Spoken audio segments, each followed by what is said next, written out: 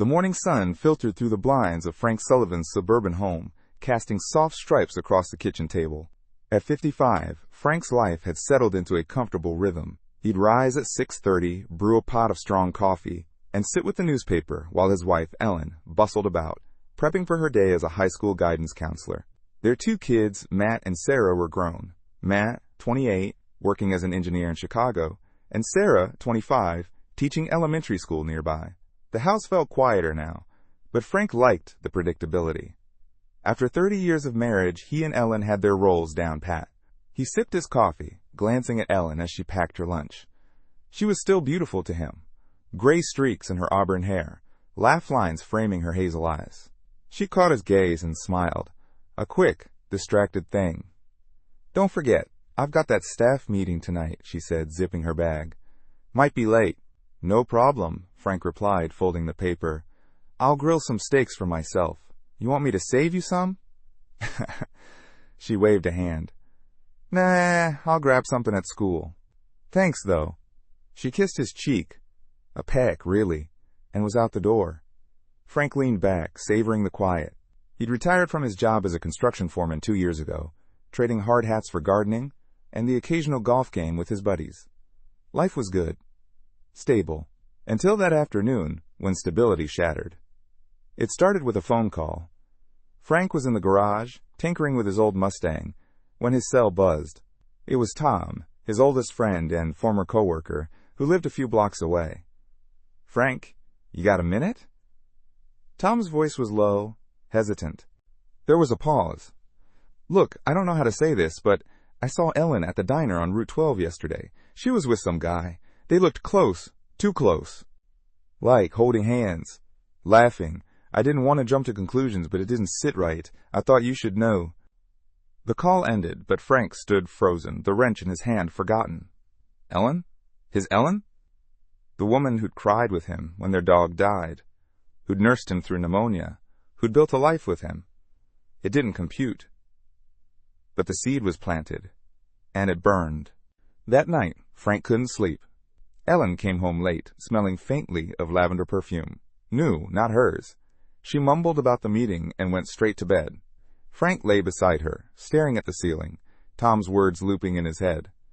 The next morning, he started watching her. Small things at first. She'd take her phone to the bathroom, something she never used to do. She'd leave for work earlier, claiming extra paperwork. Her laugh, once so open, felt guarded. Frank hated himself for doubting her, but the clues piled up. He needed proof. One evening, while Ellen was at another meeting, Frank sat at the kitchen table with her laptop. She'd left it open, a rare slip. His hands shook as he opened her email. Nothing obvious. Then he checked her calendar. There, buried among staff meetings and dentist appointments, was a recurring event. Coffee with Dee. Every Thursday, 4 p.m. Frank's heart pounded. Who the hell was Dee? He opened her messages, scrolling through mundane chats with colleagues. Then he saw it. A thread with David. The name rang a bell. David Harper, the new English teacher at her school. Frank had met him at a faculty picnic last summer. Mid-40s, charming with a quick smile. The messages were careful, but damning. "Can't wait to see you Thursday," David wrote. "Missed you at the staff room today," with a winking emoji. Ellen's replies were coy, "Your trouble," or "soon." Frank's vision blurred with rage. He slammed the laptop shut, his breath ragged. The next Thursday, he followed her. He parked his truck across from the diner on Route 12, watching through tinted windows as Ellen slid into a booth with David. They laughed, her hand brushing his. When David leaned in to kiss her cheek, Frank's knuckles whitened on the steering wheel. He wanted to storm in, flip the table, scream, but he drove home, the betrayal sinking into his bones. Frank waited until Friday night. Ellen was in the living room, grading papers, humming softly. The normalcy of it made his skin crawl. He stood in the doorway, arms crossed. Her face froze, just for a second, but it was enough. "David? He's a colleague. Why?" "Don't lie to me, Ellen." Frank's voice shook. "I saw you, at the diner, with him. I read your messages. How long has it been going on?" The color drained from her face. She set the papers down, hands trembling. "Frank, 6 months, she whispered, eyes on the floor. It's not what you think. It's complicated. Complicated? Frank laughed, bitter. You're sneaking around with another man? And it's complicated? Were you ever going to tell me? Or just keep laughing behind my back? I wasn't laughing at you. Her voice cracked. I love you, Frank. I don't know. David made me feel seen. Alive. I got caught up. Seen? Frank's fist clenched. I've been here, Ellen. 30 years. I built this life with you. And you throw it away for some midlife fling? I'm sorry, she sobbed, reaching for him. I didn't mean to hurt you. I'll end it. I swear. He stepped back, her touch like a burn. I don't know if I can believe you anymore. The room fell silent, heavy with their shared history. Frank turned and walked out, the door slamming behind him. The next week was a blur. Frank moved into the guest room, unable to share a bed with Ellen. She tried to talk, to apologize, but he shut her out. The hurt was too raw, the anger too sharp. He spent hours in the garage, working on the Mustang, the repetitive tasks, a lifeline. He hired a lawyer, a gruff woman named Linda, who specialized in divorce. You've got a strong case, she said, reviewing the evidence Frank had saved, screenshots of texts, photos from the diner he'd snapped on instinct.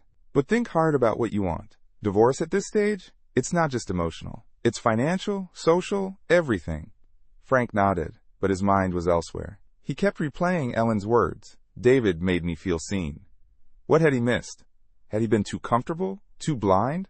The questions gnawed at him, into something, not just for justice, but to reclaim himself. One night, he sat at his desk and drafted an email to David's wife, Karen, a woman he'd met briefly at the picnic. He attached the photos and texts, keeping it simple. I thought you deserved to know. He hit send, a grim satisfaction settling in. The fallout was swift. Karen called him the next day, furious and heartbroken. She'd confronted David, who admitted everything. I'm leaving him, she said. Thank you, Frank. I'm sorry this happened to you. Ellen found out soon after. She stormed into the garage, tears streaming. You told Karen? How could you? You've ruined his marriage. Frank stood, wiping his hands. You ruined ours, Ellen. Don't put this on me. She deflated, sobbing. I ended it with him. I'm trying to fix this. Why won't you let me? Because I don't trust you, he said, voice steady. And I don't know if I ever will. The betrayal rippled outward. Frank called Matt and Sarah, dreading the conversation. He kept it brief. Your mom had an affair. We're figuring things out. Matt was furious. How could she do this to you? To us? He wanted to fly home, but Frank told him to stay put. Sarah was quieter, torn. I'm mad at her, Dad, but she's still Mom.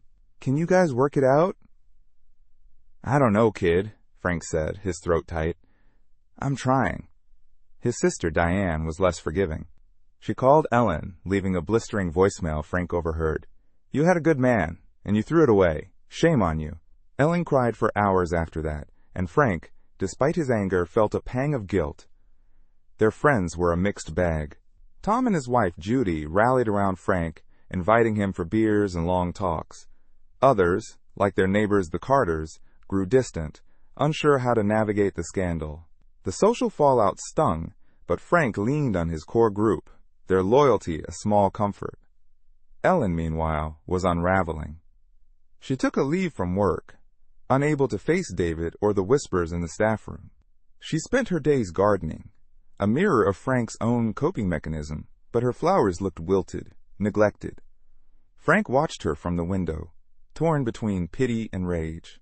Frank didn't want revenge in the cartoonish sense. No public shaming, no slashing tires, but he needed to take back his dignity. He started small. He joined a gym, channeling his anger into weights and treadmills. He lost 10 pounds, his frame leaner, stronger. He took up woodworking again, building a cedar bench for the backyard. Each project was a brick in the wall of his new self, Shanfer. He also met with Linda to discuss the divorce. I don't want to drag this out, he told her, but I'm not letting her walk away with everything we built. They agreed on a fair split, half the house, half the savings. Ellen didn't fight it, her guilt a silent concession. But the real retribution came unexpectedly. One evening, Frank attended a school board meeting to support Sarah, who was presenting a funding proposal. David was there. looking haggard. Frank caught his eye and held it, unflinching. David looked away first. Later, Frank learned David had been passed over for a promotion, his reputation tarnished by the affair's fallout. It wasn't Frank's doing, but it felt like justice. 6 months after the discovery, Frank stood in the backyard, sanding the cedar bench. The divorce papers were signed, the house listed for sale. He'd rented a small apartment downtown, a fresh start. Ellen had moved in with her sister, promising to rebuild herself.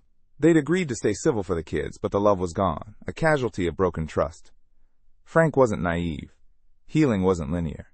Some nights, he'd wake up angry, imagining Ellen and David laughing in that diner. Others, he'd miss her.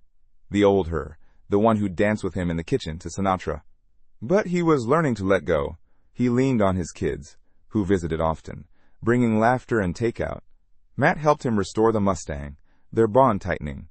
Sarah introduced him to her book club, where he met Linda, not the lawyer, but a warm, witty widow who loved classic cars. They started as friends, sharing coffee and stories. Frank wasn't ready for love, but her presence was a spark of hope. One Sunday, Frank drove the Mustang to a car show, the engine purring. He parked it proudly, fielding compliments from strangers. As he polished the hood, he caught his reflection. Gray hair, lined face, but eyes alive with purpose. He'd been broken, but he wasn't defeated. The road ahead was uncertain, but for the first time in months, Frank felt the weight lifting. He'd lost a marriage, but he'd found himself. And that, he realized, was enough.